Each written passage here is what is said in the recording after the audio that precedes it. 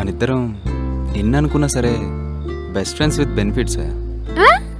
ఏంటి మనిద్దరం ఒకరికొకరు సపోర్టివ్ సిస్టమ్స్. హ్యాపీ అయినా సాడ్ అయినా ప్రతి ఒక్కటి షేర్ చేసుకుంటామే మనం. ప్రతి దాంట్లో కలిసి ఉన్నాం అండ్ ఉంటాం కూడా. వాడలా అన్నాడు, తినేలా అంది, ప్రతి ఒక్కటి షేర్ చేసుకుంటామే మనం. నీ అమ్మ బాత్రూంలో కూర్చొని ఫోన్ మాట్లాడగలను నీతో కంఫర్టబుల్గా. అంతకన్నా ఏం కావాలి?